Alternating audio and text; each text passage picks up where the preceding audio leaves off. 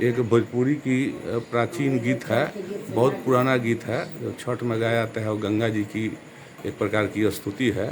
उसको हम अपने चाची के मुखार बिंदु से उन्हीं की जुबानी सुनते हैं। हाँ चाची, वो जौन गंगा जी के जौन गीत गावल जाला भोजपुरी में जौन, हाँ हाँ ओकरे गीत गाओ। हाँ तनी गाओ। फुआ तू हो तनी दो रही है पीछे पीछे। दीदिया तू तनी गई है पीछे में, है ना? हाँ गाओ गाओ चाची। हाँ हाँ गईबू तो आ जाई। हाँ गाओ।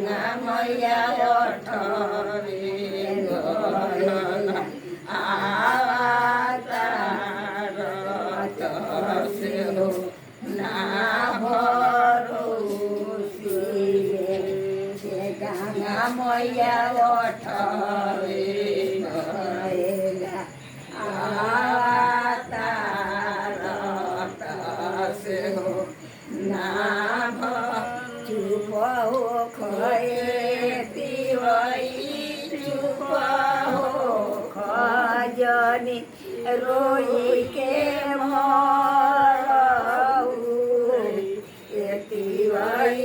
अपन बलक हम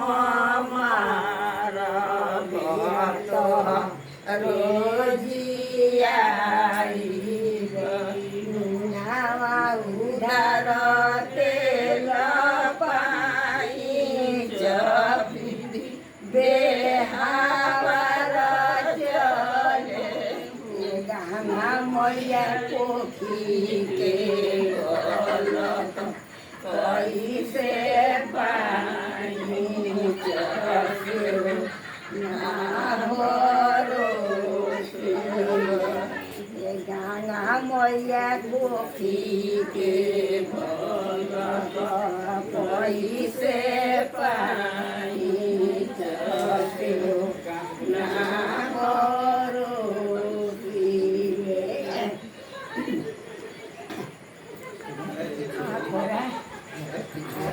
धन्यवाद।